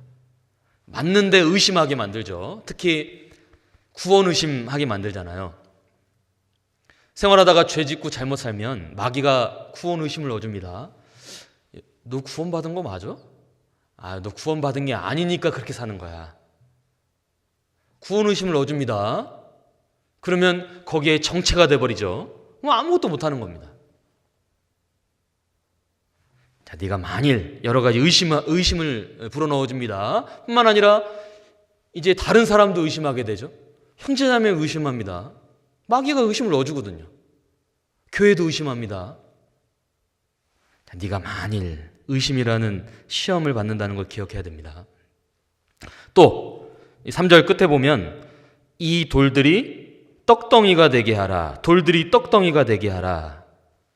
아니, 마귀가 예수님께서 돌이 떡덩이 되게 하는 능력이 있다는 걸 마귀가 몰랐을까요? 마귀가 분명히 알았습니다. 그런데 왜 돌들이 떡덩이 되게 하라 그랬냐? 그 능력으로 그저 떡 만드는 데 써라. 유혹합니다. 시험합니다. 우리도 하나님께서 많은 걸 주셨지만 그걸로 야 무슨 복음, 뭐 영혼 그런 거 신경 쓰지 말고 야 먹고 사는데 그냥 잘 먹고 잘 사는데 그 능력을 써. 야 교회야 누가 다 하겠지. 교회 일은 누가 다 하겠지. 떡 만드는데 더 힘써. 마귀는 그렇게 우리를 시험합니다. 또 6절 가로되 내가 만일 하나님의 아들이거든 뛰어내리라. 뛰어내리라. 만약에 높은 데서 예수님께서 뛰어내렸다면 어떻게 됐을까요? 뛰어내리셨어도 문제가 없겠죠. 하지만 하나님의 뜻은 이룰 수가 없었을 겁니다. 그래서 마귀는 사람으로 하여금 자꾸 자기의 영광을 드러내게끔 유혹하는 것이 있습니다. 특히 좀 조심할 때가 이제 전도할 때, 그리고 봉사할 때, 교회에서 어떤 일을 할 때 마치 내가 좀 괜찮은 사람이라서 나는 좀 잘하니까 마귀는 끊임없이 뛰어내리라라고 우리를 유혹한다는 걸 여러분 잊지 말아야겠죠? 그리고 9절에 가로되 만일 내게 엎드려 경배하면 이 모든 것을 내게 주리라. 내게 엎드려 경배하면 하나님 말고 다른 거 자꾸 섬기게, 하나님보다 더 귀하게 여기고 좋아하고 사랑하는 것들이 있게, 우상이 있게끔 우리 마음을 유혹합니다. 여러분도 어떻습니까? 마지막 때를 살고 있는데 여러분들 마음의 중심이 정말 하나님 중심, 말씀 중심, 복음 중심, 교회 중심이 맞습니까? 아니면 세상 사람들처럼 취미 활동이 중심이 되어 있다거나, 뭐 부동산이 중심이 되어 있다거나, 돈 버는 문제가 중심이 되어 있다거나, 여러분 돌아봐야겠죠. 마귀는 그렇게 우리를 유혹할 수 있습니다. 그리고 이 마귀의 유혹이 한 번 유혹하고 끝나냐? 아니죠. 그 누가복음 4장에 보면 마귀가 이 시험을 하고 얼마 동안 떠나니라. 그 얘기는 다시 돌아와서 또 시험하는 겁니다. 그 예수님을 시험했던 마귀가 지금 나도 시험하고 있죠. 시험을 받고 있는데 몰라요. 물론 정신을 차려야 되는데 유혹이 끝이 없습니다. 자, 어떻게 이겼냐? 예수님 이 사단의 시험을 어떻게 이겼습니까? 한마디로 이겼죠. 4장 4절에 예수께서 대답하여 가라사대 뭐라고 하셨죠? 기록되었으되. 7절 예수께서 이르시되 또 기록되었으되. 10절 이에 예수께서 말씀하시되 사단아 물러가라 기록되었으되. 기록되었으되 다 말씀으로 이겼어요. 그 얘기는 우리도 언제든지 시험 받을 수 있지만 결국 승리할 수 있는 방법은 기록되었을 때 말씀으로 모든 유혹을 이길 수 있다는 겁니다. 그래서 한 해를 돌아보면서 나는 요즘에 기록되었을 때 어떤 말씀 붙잡고 살았냐, 나에게는 어떤 말씀이 기록되었을 때 의지하며 살아가고 있느냐, 나는 어떤 시험 가운데 기록되었을 때 어떤 말씀으로 대항하고 있는가. 여러분 꼭 돌아보고 말씀을 하나님 앞에 더 구해야 될 겁니다. 자, 그리고 마태복음 7장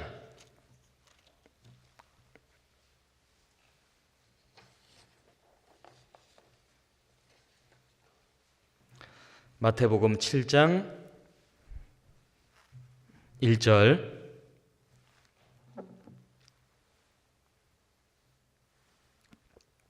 마태복음 7장 1절에 7장 1절 같이 읽겠습니다. 비판을 받지 아니하려거든 비판하지 말라. 여기 마태복음 7장에 신앙생활하는 데 있어서 정말 중요한 이 비판과 판단에 대한 말씀을 해주셨습니다.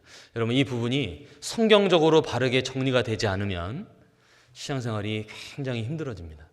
몇 가지를 좀 생각을 해보죠. 비판이라고 말하면 두 가지 종류가 있습니다. 뭐가 있냐면 마땅히 해야 될 비판이 있고 또 그리스도인으로서 하지 말아야 될 비판이 있죠. 자, 마땅히 해야 될 비판이 있습니다. 어떤 비판일까요? 교회 안에 어떤 교리적인 죄가 들어왔다거나 음행죄가 들어왔다. 그런 건 어떻게 되죠?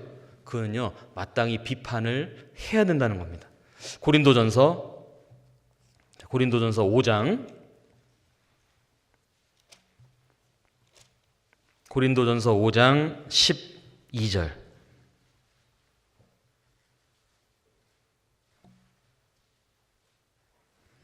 고린도전서 5장 12절에 외인들을 판단하는데 내게 무슨 상관이 있으리오마는 교중 사람들이야 너희가 판단치 아니하랴. 외인들을, 구원받지 않은 세상 사람들이 뭐 죄짓고 악하게 사는 거 뭐 당연한 거잖아요. 판단할 이유가 아니죠. 전도를 해야 되는 거죠. 그런데 교중 사람들이야, 교회 안에 여기 위에 읽어보면 세상에도 없는 음행죄가 들어왔고 교리적인 죄가 들어왔습니다. 어떻게 됩니까? 그거는 판단해야죠. 13절에 외인들은 하나님이 판단하시려니와 이 악한 사람은 너희 중에서 내어 쫓으라. 왜? 교회를 지켜야 되니까. 갈라디아 교회는 갈라디아서에 보면 이 교리적인 죄가 들어왔죠. 구원은 믿음으로만인데 율법도 지켜야 된다. 할례를 행해야 된다. 이런 이제 교리적인 죄가 들어왔잖아요. 그거는 구분을 해야죠. 그냥 두면 안 되는 겁니다. 마땅히 해야 될 거죠. 그래서 우리 안에도, 우리 모임 안에도요, 만약 그런 누룩과 같은 죄가 있다면, 혹 누군가가 어디서 다른 설교를 가지고 들어와서 이것도 한번 들어보라고, 뭐 읽어보라고, 이건 내버려 두면 안 되는 겁니다. 질서 가운데 드러내고 바르게 하는 게 필요하죠. 만약 우리 모임이 하나 되는 것, 우리가 복음 안에서 하나 되는 걸 깨는 게 있다면 그냥 좋은 게 좋은 거지가 아닌 겁니다. 바르게 하는 것이 필요하겠죠. 그런데 문제는 해서는 안 되는데 하는 비판이 있다는 겁니다. 비판을 받지 아니하려거든 비판하지 말라고. 자, 어떤 게 그러냐? 만약 그 비판하는 이유가 내 개인적인 감정을 상하게 했다거나 아니면 내 기준에 맞지 않기 때문에 하는 것이라면 그거는요, 해서는 안 되는 겁니다. 내 기준이니까요. 그래서 혹 나에 대해서 좀 안 좋은 얘기를 어떻게 들었다거나 그런 일이 있을 때, 물론 우리 육신이 있으니까 다 그럴 수 있겠죠. 감히 나한테 그렇게 얘기했어? 그런 마음이 올라올 수는 있지만 그렇다고 해서 똑같이 비판해서는 안 된다는 겁니다. 그런데 상대적으로 우리 자신을 돌아봤을 때 요즘에 왠지 좀 비판하는 일이 많아졌다. 내가 하는 말의 대부분이 뭔가를 비판하고 판단하는, 그러니까 앞서 말한 그런 게 아니라 그냥 어떤 그 감정적인 아니면 내 기준에 맞춰서 그런 것들이 많아져 있다면 여러분 정말 돌아봐야 될 때인 겁니다. 그래서 성도에 대해서, 또 일꾼에 대해서, 교회에 대해서 그런 부분들을 생각해 볼 필요가 있겠죠. 또 이 교회 안에는 믿음이 연약한 사람들도 있잖아요. 새신자들. 그들을 판단하면 안 되죠. 도와줘야죠. 그래서 우리 그리스도인들은 그런 비판을 좀 조심하고 삼가해야 되는데 왜 그래야 되냐? 비판을 삼가해야 되는 첫 번째 이유는 우리는 다 모른다는 겁니다. 하나님은 전지하시죠. 하나님은 다 아셔요. 우리는 어떻습니까? 우리는 몰라요. 우리는 일부만 아는 겁니다. 그래서 열왕기상 8장 39절에 잘 아시는 말씀이죠. 주만 홀로 인생의 마음을 다 아심이니이다. 여러분, 사람의 마음은 하나님만 아시는 거예요. 내가 다 안다고 확신할 수가 없습니다. 모른다는 겁니다. 그러니까 자칫 어떤 내 지식과 경험에 비춰서 판단하면 큰일 나는 겁니다. 혹 누구 한 사람 말만 듣고 마치 그 말이 사실인 양 받아들이면 큰 문제가 생깁니다. 왜? 악한 의도로 말하는 사람들이 얼마든지 있습니다. 이간질하는 사람도 있습니다. 여러분 정말 조심해야겠죠? 그리고 또 왜 우리는 비판을 조심해야 되냐면 결국은 그리스도의 심판대 앞에 가면 다 드러나니까요. 그리스도의 심판대 앞에 가면 우리가 어떻게 무슨 말을 했는지 직고한다고 말씀하셨죠. 다 드러나는 겁니다. 그러니까 누군가를 비판하고 판단하는 것은 정말 조심해야 되는 거고, 그리고 그렇게 비판하는 태도로 살아가면 전도가 안 됩니다. 여러분 직장 다니시는 분들, 뭐 학교 다니는 학생들 보면 굉장히 비판적인 사람들이 있습니다. 그럼 그 사람들은요, 주변에 사람들이 싫어해요. 그리스도인은 감사, 긍정적인 그 특징이 있잖아요. 그런데 좀 매사에 비판적이고 비관적이고 부정적이다. 전도가 안 됩니다. 그리고 그 사람들 주변에는요, 결국 사람이 없어요. 그래서 특히 우리는 그리스도인이니까 조심해야겠죠. 그런데 뭐 이거 다 아는 얘기인데, 근데 그럼에도 왜 비판할까요? 왜 여전히 판단하고 있을까? 여러분, 성경의 그 첫 번째 이유는 구원을 받지 못했기 때문에, 구원이 아니니까 그럴 수 있다고 말합니다. 누가복음 6장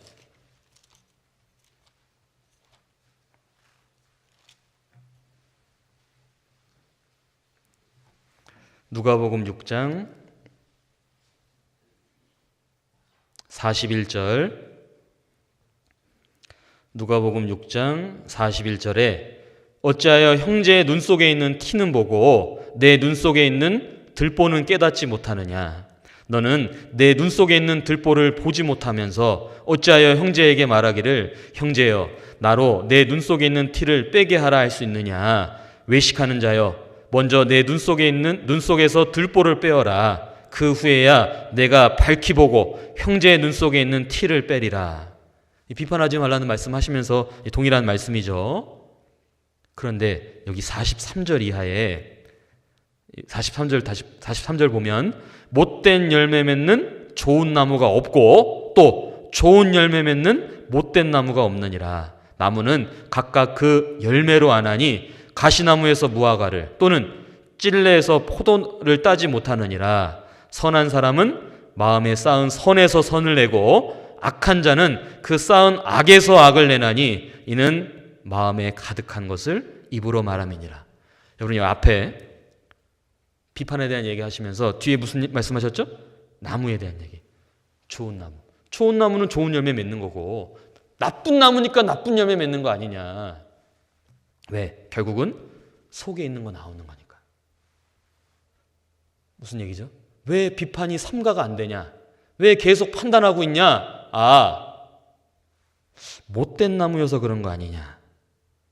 구원에 문제가 있다는 걸 돌아봐야 되는 겁니다.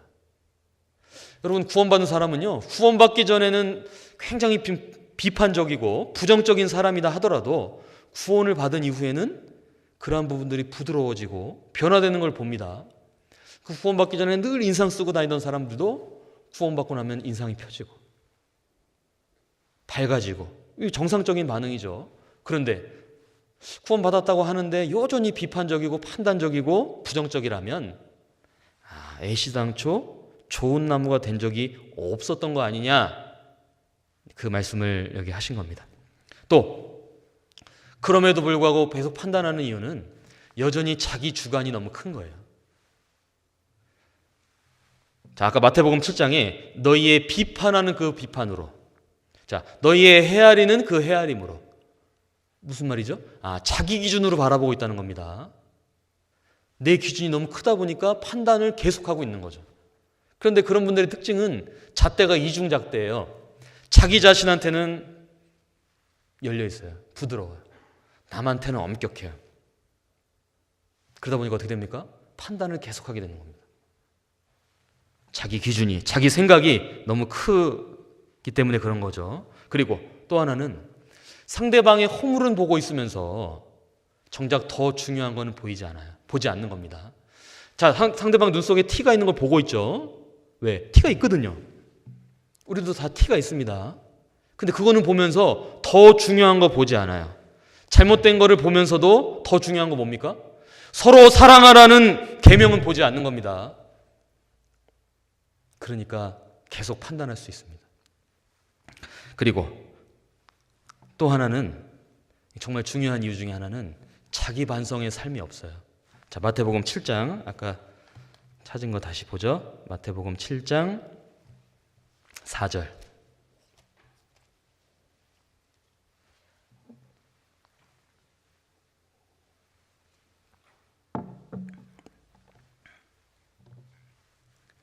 마태복음 7장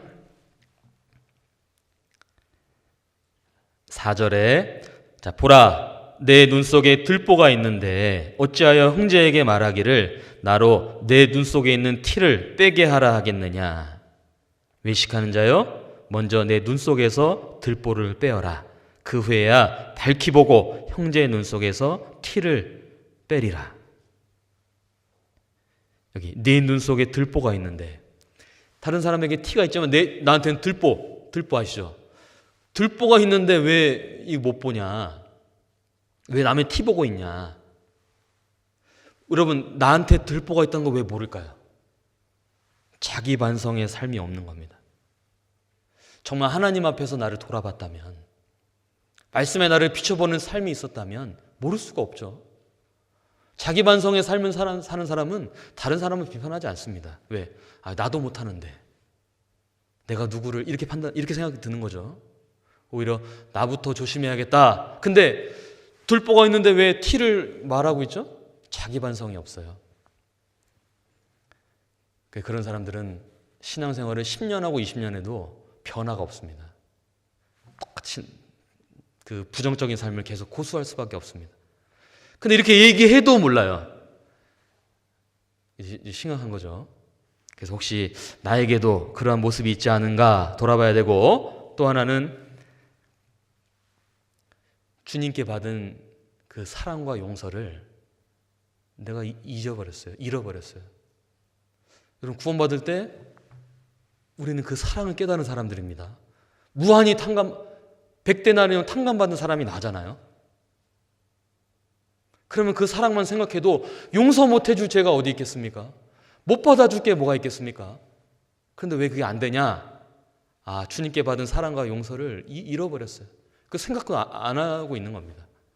그러면요, 계속 비판하고 판단할 수밖에 없다는 겁니다. 그래서 우리가 신앙생활하는 가운데 이게 중요하기 때문에 또 언제든지 또 올라올 수도 있잖아요. 비판하는 마음.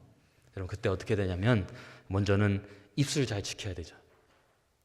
입술만 잘 지켜도 많이 지켜집니다. 그래서 그 시편 141편 3절에 보면 내 입 앞에 파수꾼을 세우시고 내 입술의 문을 지키소서. 정말 입 조심해야 됩니다. 하나님 다 듣고 계십니다. 내 귀에 들린 대로 내게 행하리니 다 듣고 계십니다.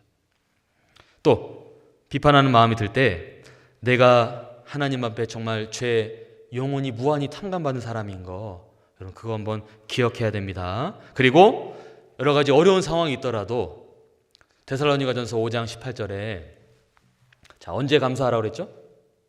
범사에 감사하라. 범사 속에는요, 좋을 때만 있는 게 아닙니다. 웃고 떠들 때만 있는 게 아닌 겁니다. 힘들 때도, 억울할 때도, 답답할 때도 감사를 일깨워야겠죠? 그리고 정말 중요한 게 내가 하는 그 말과 행동이 영혼 건지는 일에 얼만큼 영향이 있다는 걸 기억해야 돼요. 욥기 22장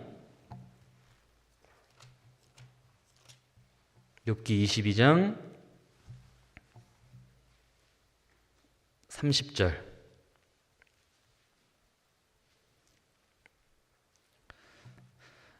욥기 22장 30절에 무죄한 자가 아니라도 건지시리니, 같이 읽죠? 내 손이 깨끗함을 인하여 그런 자가 건지심을 입으리라. 내 손이 깨끗함을 인하여, 그러니까 내 말과 행실이, 내가 그러니까 비판적이고 판단하는 태도를 계속 고수하면 영혼 건지는 데 영향을 끼치는 겁니다. 그래서 그것 때문에 전도가 안 될 수 있으니까 우리는 더욱 주의할 필요가 있겠죠. 자, 시간이 많이 돼서 거기 이제 4번 이제 비우기와 채우기, 이 내용 잘 아시죠? 빈집, 귀신이 들어갔다 나갔는데 그냥 비어 있으니까 나중에 더 악한 귀신 7을 데리고 와서 들어왔다. 그래서 신앙생활은 내 안에 더러운 것들을 비우고 또 하나님 좋은 것으로 채우는 것.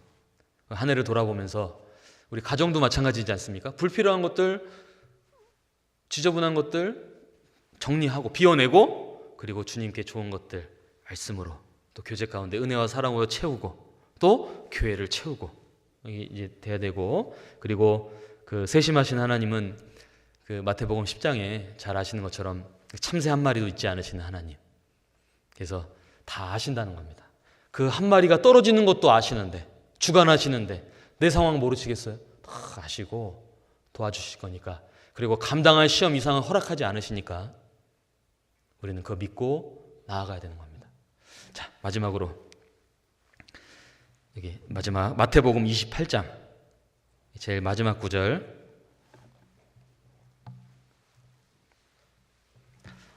자, 마태복음 28장 18절.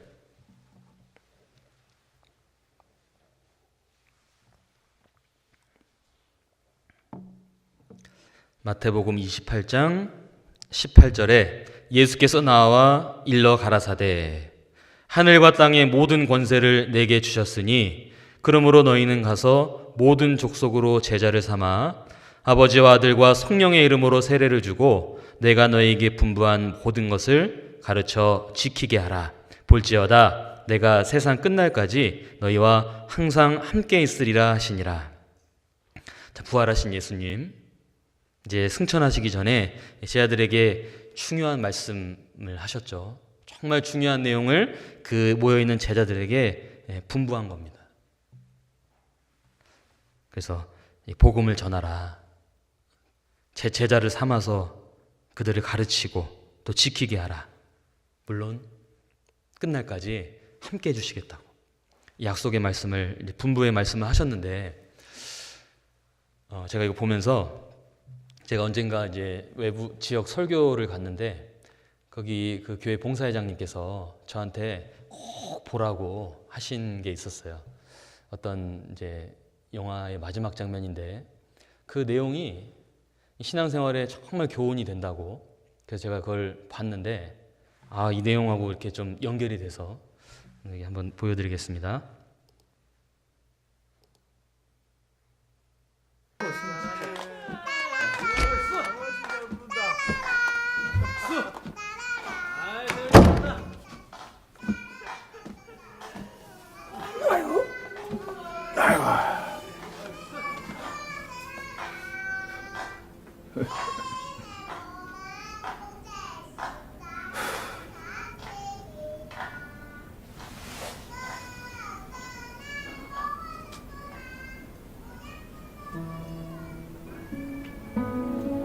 아버지,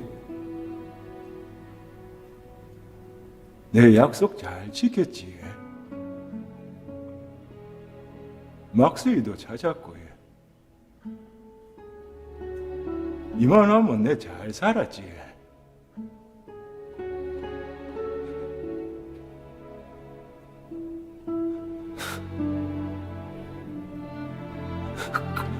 근데 내 진짜 힘들었거든요.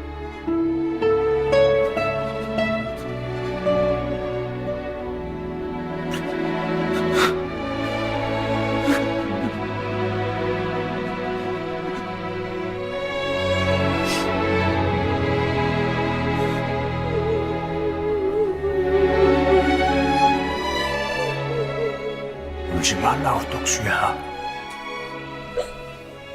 아버지.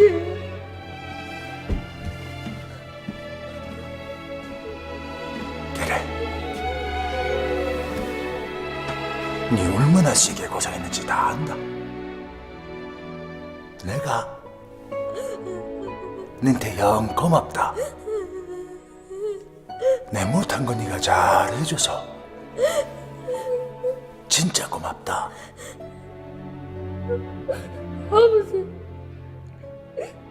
아버지가 되게 보고 싶었습니다. 그래. 내도 네가 영 보고 싶었다.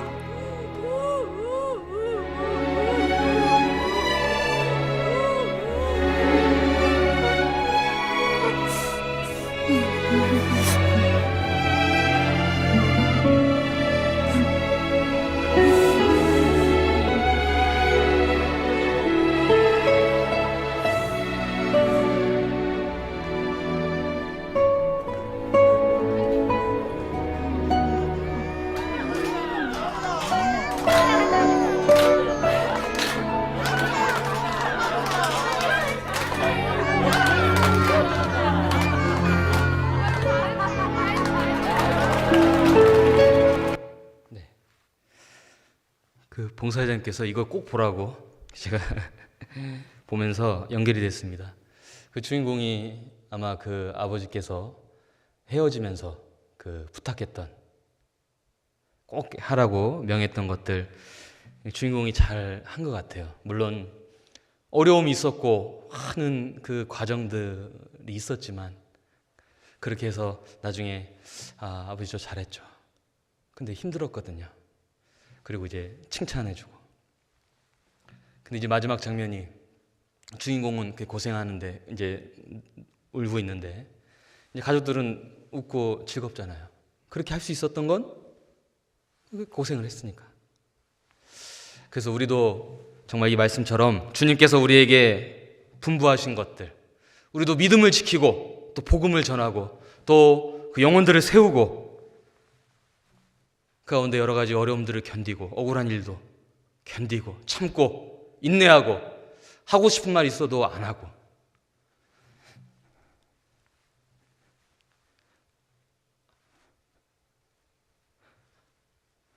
어려움이 있지만 그래도 여기 다 보고 계시고 그 함께 하신다고 했으니까 그래서 이 말씀이 위로가 되고 또 힘이 됩니다. 그래서 여전히 주님 아직 오시지 않았기 때문에 우리에게는 일할 수 있는 기회가 있고 또 교회를 주셨습니다. 그래서 오늘 이제 마태복음 제가 다 말씀 못 드렸는데요. 개인적으로 또 묵상을 해보시고 꼭 생활에 적용해서 올해 남은 시간 또 더욱 힘있게 살 수 있으면 좋겠습니다. 네, 기도하겠습니다.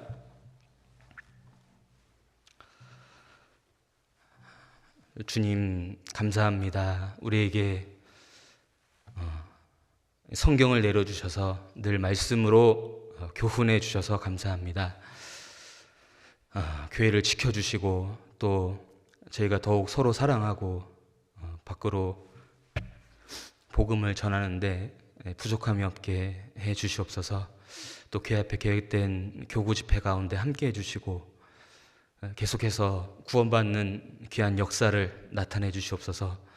한 해를 마무리하고 또 새해를 준비하는 모든 과정 속에 일일이 주관하여 주시고 주님의 선한 뜻과 영광만을 나타내 주시옵소서. 돌아가는 발걸음도 주님의 손길에 의지합니다. 우리를 사랑하시는 예수님 이름으로 기도드렸습니다. 아멘.